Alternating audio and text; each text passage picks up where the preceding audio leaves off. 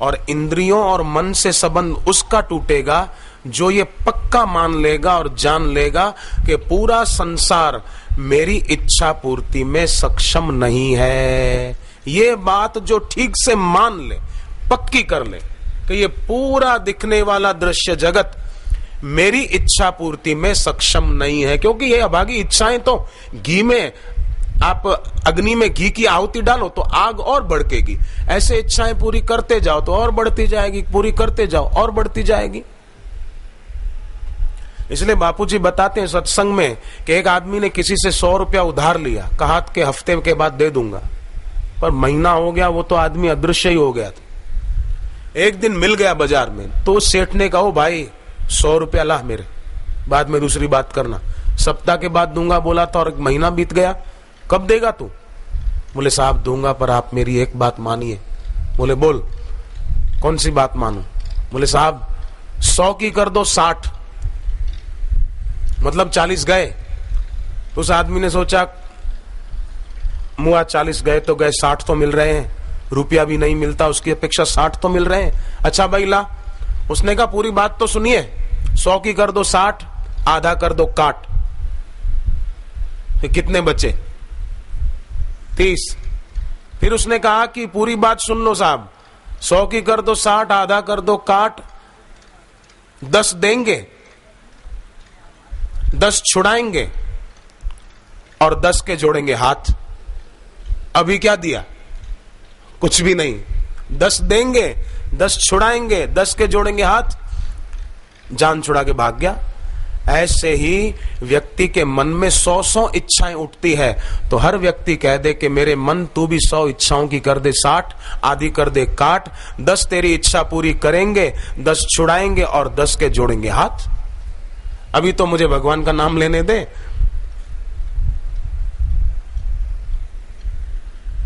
तो ये पूरा संसार मेरी इच्छा पूर्ति में सक्षम नहीं है, ये जिसको दृढ़ निश्चय हो गया उसका इंद्रियों से और मन से संबंध टूट जाएगा और वो नियत मानस हो जाएगा। युंजनेव सदात्मानम।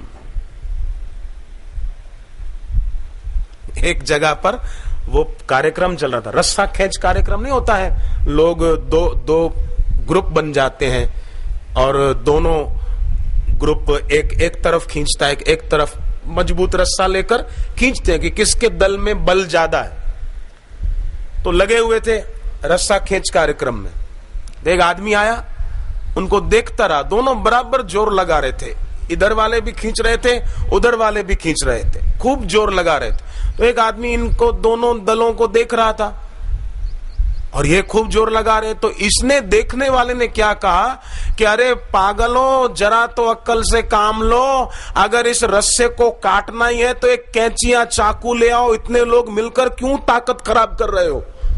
अब उसको लग रहा है कि रस्सी काटना चाहते हैं इसलिए खींच रहे, एक तरफ वो दूसरी तरफ। अरे तोड़ना नहीं है, ये तो अपने बल का परीक्षण हो रहा है, पर वो कुछ और समझ रहा है। कैंची ले आओ कैंची, इतनी क्यों ताकत खराब कर रहे हो।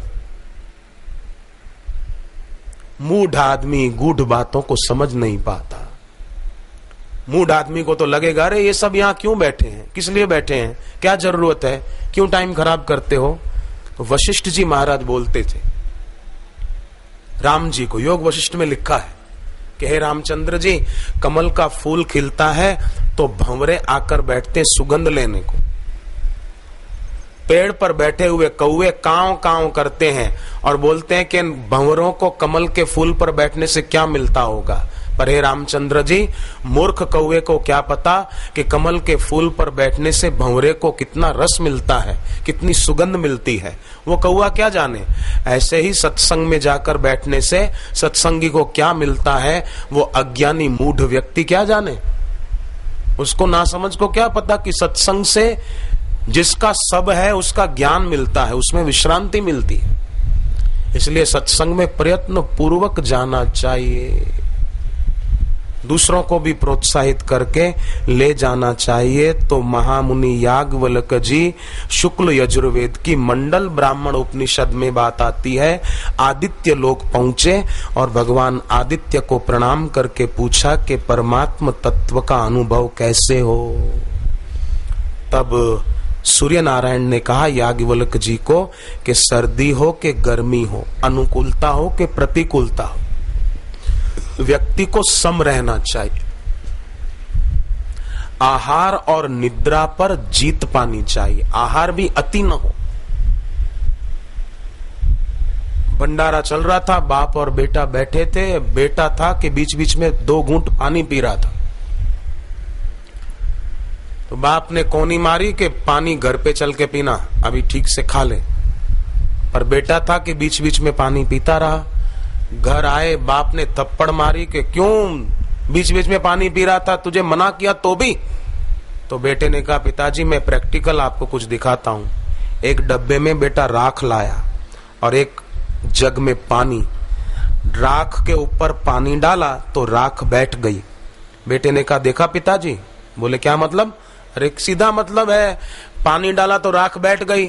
ऐसे ही मैं बीच बीच में पानी पी रहा था ताकि खाया हुआ सेट होता जाए, बैठता जाए और मैं और खा सकूं। बाप ने दोबारा थप्पड़ मारी जोर से। बोले अब क्यों मारते हो?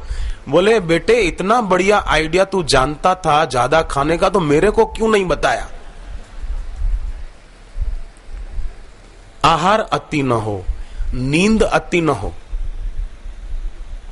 कई लोग अलार्म सेट करके सोते हैं, अब खुद चेतन है और जड़ के सहारे सोते हैं कि अलार्म बजेगी तो हम 4 बजे या 5 बजे उठ जाएंगे।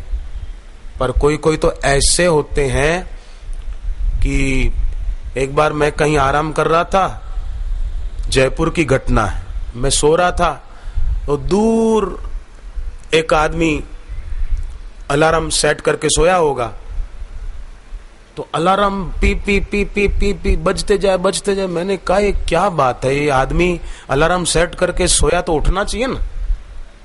आखिर काफी देर तक बजने के बाद मैं खोजता खोजता गया कि आवाज कहां से आ रही है।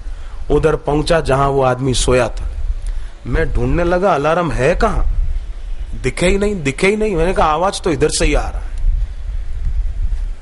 आखिर मैंने गौर से देखा तो उसकी जेब में अलार्म घड़ी पड़ी थी, बज रही और ये देवता सोया है। मैंने उसकी जेब से अलार्म घड़ी निकाली और अपने रूम में जा गया, वो आदमी उठा नहीं। नींद पर काबू नहीं है। हकीकत में अलार्म के सहारे उठना इस समझदार व्यक्ति का काम नहीं है। नींद पर काबू पाना चाहिए। हम जब चाहें तब हमारी आंख खुलनी चाहिए। 4 बजे तो घड़ी में 4:05 ना हो, 4 बजे और आंख खुले। 4 में 5 ना हो, 4:05 ना हो, बराबर 4 बजे आंख खुल जाए। अलार्म क्यों? ये नींद पर काबू है, स्मृति पर काबू होना चाहिए। हम जब चाहें तभी हमको कोई बात याद आनी चाहिए। ऐसा नहीं कि माला लेकर बैठे और फालतू बातें दिमाग में घूम रही है तो समझो स्मृति पर काबू नहीं है। पतंजलि योग दर्शन ने कहा है नींद पर और स्मृति पर काबू होना चाहिए। जब चाहे तब दिमाग में कल्पनाएं घूम रही है, फिल्म की पट्टी चल रही है, एक दृश्य, दूसरा दृश्य, तीसरा दृश्य। तो गुरु मंत्र के जप से और गुरुदेव के ज्ञान के विचार से, निर्भय नाद नाम की एक पुस्तक है। जिनको मन में फालतू विचार ज्यादा आते हो ना, मनोराज ज्यादा होता हो, तो निर्भय नाद नाम की पुस्तक पढ़ना, जीवन रसायन नाम की पुस्तक पढ़ना। ये 2 पुस्तकें पढ़ने से मैं दावे से कहता हूं मनोराज पर विजय पाने में सरलता से आप पा सकोगे, मदद मिलेगी। निर्भय नाद गुरुदेव के सत्संग पर आधारित है, एक छोटी सी पुस्तक, ज्यादा मोटी नहीं है, ज्यादा पेज भी नहीं है उसमें, पर एकदम सार सार बातें हैं, बस सार सार। मैं एक बार निर्भय नाद मैंने कई बार पढ़ी, पर एक बार मैं लेकर बैठा तो इतना मुझे रस आया कि काफी टाइम निकल गया। ऐसा नहीं कि सो गया था पढ़ते पढ़ते, पर कितना टाइम चला गया मुझे पता न चला। मुझे हुआ कि मैं आश्रम में ही रहता हूं, पर यह पुस्तक मैंने कितनी बार पढ़ी। सत्संग की पुस्तकों का आदर करना चाहिए। जीवन रसायन और निर्भय नाद सार सार है, सार सार। उन पुस्तकों में कोई कहानियां, कोई दृष्टांत नहीं है, सार बातें। और दूसरी एक पुस्तक जीवन विकास, उसमें यह बताया गया है कि किन कारणों से हमारी जीवन शक्ति का ह्रास होता है और किन कारणों से हमारी जीवनी शक्ति का विकास होता है। जीवन शक्ति हमारी ज्यादा खर्च होती है तो हमारा शरीर रोगी रहता है, बीमार रहता है, और जीवनी शक्ति का विकास होता है, हम अपनी प्राण शक्ति को बचाते हैं तो हमारा शरीर स्वस्थ रहता है, बलिष्ठ रहता है। डॉक्टरों को और वैद्यों को ज्यादा तकलीफ नहीं देनी पड़ेगी अगर प्राण शक्ति मजबूत होगी तो जीवन विकास पुस्तक में ये सब बातें लिखी है। मैं कुछ कुछ बता दूं उस पुस्तक की बातें। रात को दक्षिण की तरफ सिर करके सोने से प्राण शक्ति मजबूत होती है। खाते समय पूर्व या उत्तर की ओर मुंह करके भोजन करने से प्राण शक्ति मजबूत रहती है। खाते समय चबा चबा कर खाने से प्राण शक्ति मजबूत रहती है। दबा दबा कर खाने से कमजोर होगी। चबा चबा कर खाने से प्राण शक्ति मजबूत होगी। चलते चलते बातें करो तो प्राण शक्ति कमजोर होती है, पर मौन रखो तो प्राण शक्ति बलवती होती है।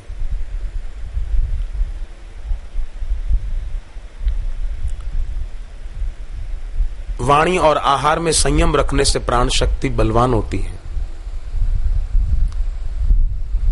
देवी देवताओं के चित्र देखने से प्राण शक्ति मजबूत होती है, पर सिगरेट पीते हुए व्यक्ति के चित्र, एक्टर एक्ट्रेसों के चित्र देखने से प्राण शक्ति खर्च होती है, उसका ह्रास होता है। इसलिए अपने घरों में एक्टर, क्रिकेटर या बॉक्सरों के चित्र हों, घोड़े, गधे, ऊंट, बिल्ली। वास्तुशास्त्र कहता है घरों में घोड़े, ऊंट, बिल्ली, शेर आदि के चित्र नहीं रखने चाहिए। ये वास्तु के विपरीत है। ऐसे चित्र हो तो उखाड़ कर फेंक देना। कई लोगों के घरों में मैंने देखा, अच्छे अच्छे सभ्य कहलाने वाले लोगों के घरों के बाहर मैंने देखा अर्धनग्न स्त्रियों के चित्र होते हैं। स्वागतम स्वागतम, काय का खाक स्वागतम। हनुमान जी का चित्र लगाओ, दुर्गा माँ का चित्र लगाओ, गणपति जी का चित्र लगाओ। ये फालतू बकवास के चित्र क्या लगाना।